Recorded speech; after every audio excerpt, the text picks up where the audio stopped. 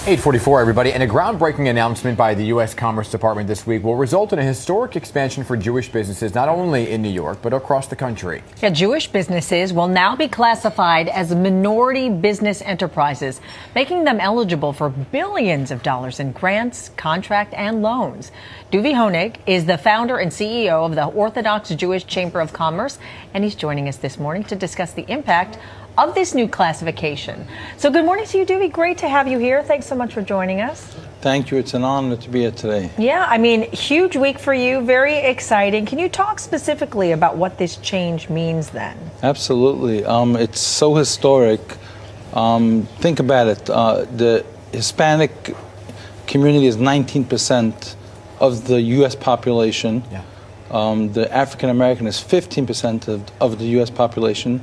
The Jewish population is 2%. And all the minorities, MBDA, billions of dollars of grants since 1969 when they established the Minority Business Development Association under the U.S. Department of Commerce. There's hundreds of programs and billions of dollars of revenues and grants and all different contracts from startups to big companies who are eligible, including banks who are obligated to give specific amounts of loans to minorities that Jews were not included in. Yeah. And no one understood it. And people always voicing frustration. Jews are always the underdog. And it doesn't make sense. Like 2% of, we're the biggest, smallest minority in America, you know? And we had no voice. We had no eligibility to access our taxpayers' dollars as the biggest minority and the biggest suppressed people. So you signed the agreement on Monday, right? So I guess the question is how quickly does it go into effect, and how soon can businesses start to see some of the money?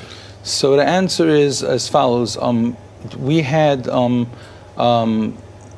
changed the way the U.S. Department of Commerce is going to and the Minority Business Development Association are going to go forward with the applications. So I had a meeting with them right afterwards. We're updating the applications. Okay. So right now, until the applications are updated, and to remove different, based on race, so based on different color, what you have to check out when you apply for it, those are being re-updated. So after we signed the MOU, the Memorandum of Understanding, to recognize Orthodox Jews as minorities, and I want to tell you about it, that it took us a year and a half to advocate for this. But during the year and a half, like, we went back and forth, and during that time, there was a new Supreme Court law passed in Texas with a lawsuit against the U.S. Department of Commerce, how they went about identifying minorities, that it wasn't fair through specific race. So when that happened, I said, you know what, let's include all Jews, not just Orthodox Jews. Yeah. And we updated the MOU, and we were able to, when we came to the final close signing, it was redone to include all Jews, not just Orthodox Jews.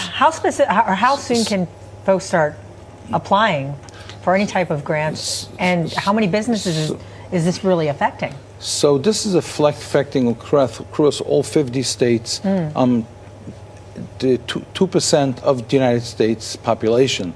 So every Jewish business, I'm talking about big businesses and small businesses. You know, when you go for a government contract, it goes based on the score. You automatically have a 5% advantage in your score, like a school test, to get the grant, to be able to get that grant. And now a lot of Jewish businesses are going to be able to get those grants, but also from the banking perspective. You know that banks have to lend money on a lower interest rate as well. The U.S. Treasury is also a partner of ours. Of course, now this MOU included many different departments within the Department of Commerce that we represent, and they created a 50-state initiative that gives minorities, instead of like the bank will give you 70%, you get the extra 30% for a startup business. Okay. So you were a guest at Mar-a-Lago about this, to talk more about this with President-elect Trump, right? You're also going to be at the inauguration. Did he have a hand in kind of making sure that this got done? I want to say that I was so impressed by the unification of the transition teams, because we had right now, by the signing, we had Madia Latif, who she is the new undersecretary, who's taking over from Eric, the undersecretary, as well as with us Don Raves, Don Graves, who's the deputy secretary, and a special shout out to Joanne Hill, who's running the MBDA, who's continuing it. So Joanne and Madia Latif are working with us side by side. So we had the previous administration and the new administration, and it was her first day on the job.